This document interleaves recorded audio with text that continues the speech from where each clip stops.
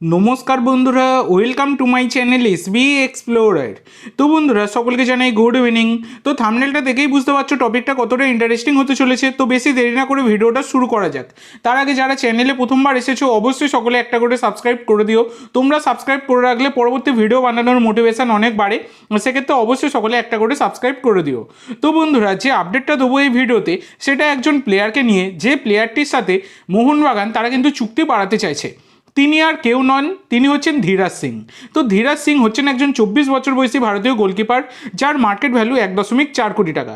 তো ধীরাজ সিং তিনি কিন্তু শর্ট টার্ম চুক্তিতে, 1 বছর চুক্তিতে তিনি মোহনবাগানে যোগ দিয়েছিলেন। মানে এই 31শে মে 2025 তার কিন্তু চুক্তি শেষ হয়ে যাবে মোহনবাগানের সাথে। তো এই একটা বছরের শর্ট টার্ম ডিলে তিনি কিন্তু এসেছিলেন মোহনবাগানে। এবার ব্যাপার হচ্ছে, তিনি একদমই বলতে গেলে সুযোগ পাননি, শুধু একটা ম্যাচে সুযোগ পেয়েছিলেন, যেখানে লাস্ট ম্যাচে এফসি গোয়ার বিরুদ্ধে ক্লিন শিট রেখেই কিন্তু মোহনবাগান হাতে তুলেছিল লিগ শিল্ড দ্বিতীয়বারের জন্য। সেই ম্যাচে কিন্তু তিনি খেলেছিলেন এবং যথেষ্ট ভালো পারফরমেন্সই দিয়েছেন। ফার্স্ট ম্যাচে খেলছিলেন সেটা কিন্তু খুব একটা তাকে দেখে বোঝা যাচ্ছিল না, তবে বেশ ভালো পারফরমেন্সই দিয়েছিলেন এই গোলকিপার ধীরাজ সিং। তো ভিশাল কায়েত থাকাকালীন কিন্তু ধীরাজ সিংয়ের ফার্স্ট টিমের সুযোগ পাওয়াটা খুবই ডিফিকাল্ট, যে ধরনের পারফরমেন্স ভিশাল কায়েত দিচ্ছেন।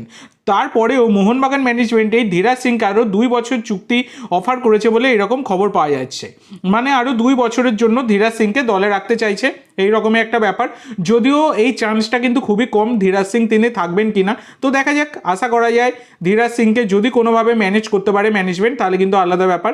তবে ধীরাজ সিংয়ের ওপর আইএসএল এর বেশ কিছু ক্লাব তারা কিন্তু ইন্টারেস্ট শো করছে তাকে দলে নেওয়ার জন্য। তো দেখা যাক চ্যাম্পিয়ন এই গোলকিপার ধীরাজ সিং তাকে দলে ধরে রাখতে পারে কিনা মোহনবাগান, এটা এখন দেখার বিষয়। তো তোমাদের এই বিষয়ে কি মতামত অবশ্যই সকলে কমেন্ট করে জানাতে ভুলো না। তো আজকের জন্য এইটুকু বন্ধুরা, ভিডিওটি ভালো লাগলে অবশ্যই লাইক করো, শেয়ার করো। আমার চ্যানেলে প্রথমবার এসে থাকলে চ্যানেলটি সাবস্ক্রাইব করো আর কমেন্ট করে জানাও ভিডিওটি কেমন লাগলো। ধন্যবাদ।